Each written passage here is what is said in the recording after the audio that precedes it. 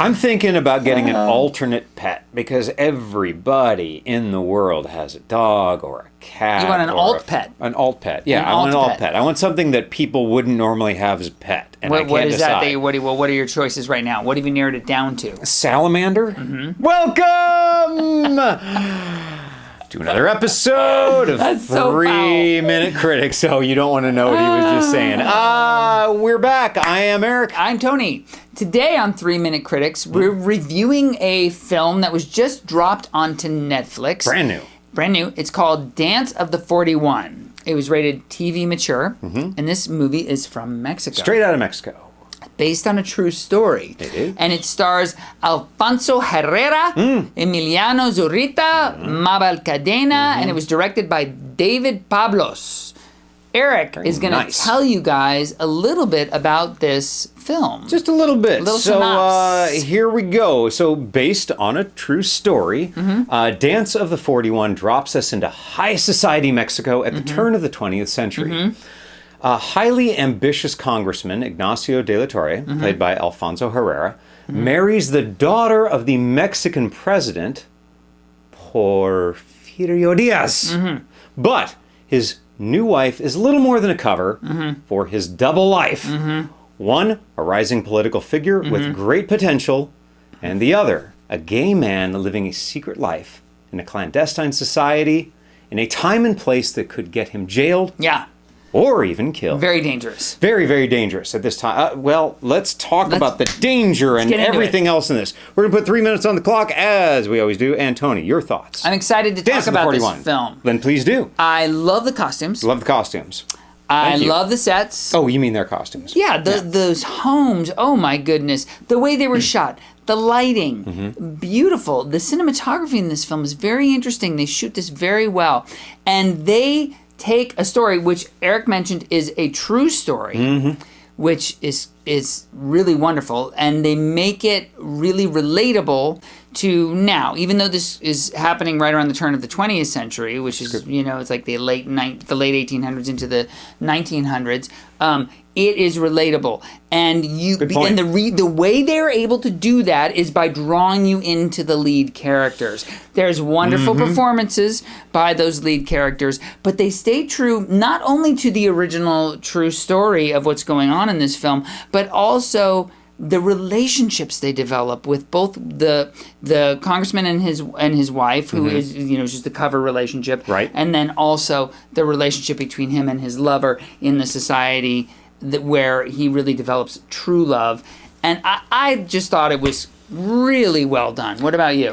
I'm telling you, I got to agree completely with Tony on this. I wasn't sure if we were getting there, but I'm glad to hear that. And the leads, I got to say, so yes, Alfonso Herrera plays Ignacio de la Torre.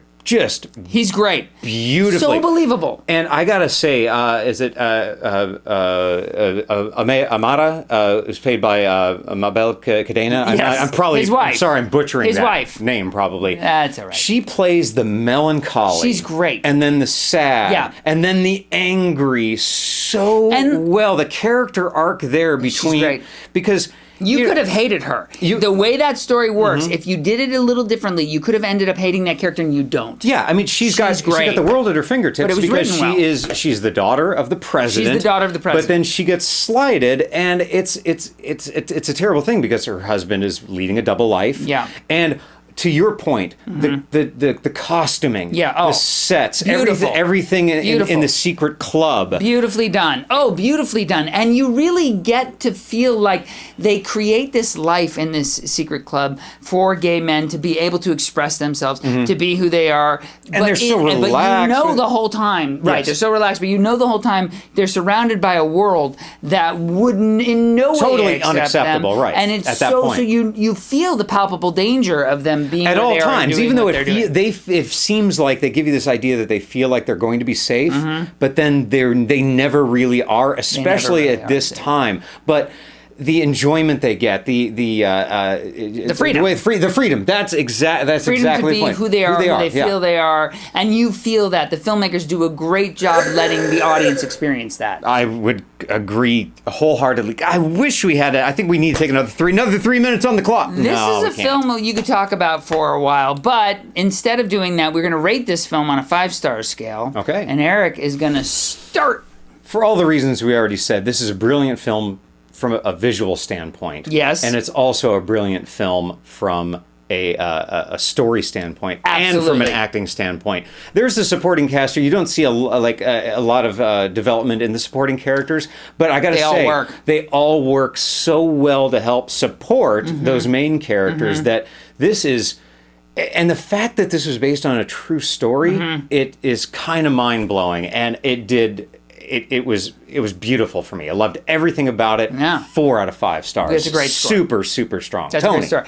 And I want to say something about that. The fact that it was based on a true story, you often see filmmakers take stories that are true and they stick so closely to facts and they move event to event to event that they miss the arc of the storytelling. Yeah. And that is not what happens in this film. They didn't at all here. The arc is here. What they do is they really capture this incredible relationship between Ignacio and Evaristo.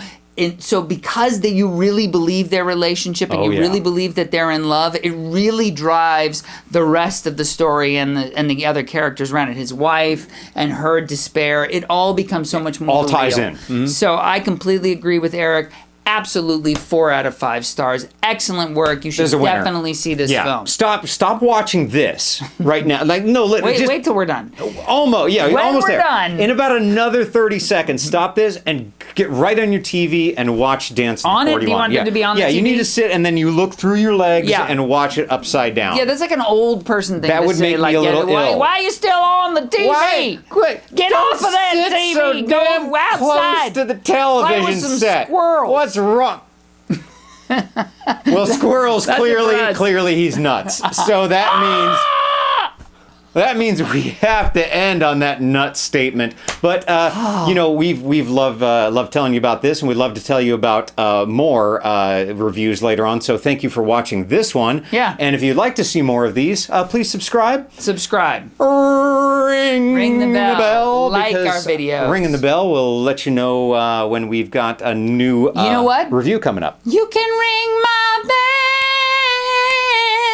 bell. Ring my bell. Okay, go ahead.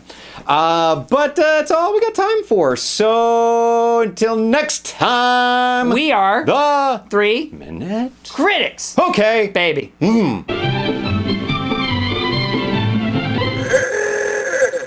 You know what I actually have not had in a very long time that I was thinking about today? An enema? Nachos.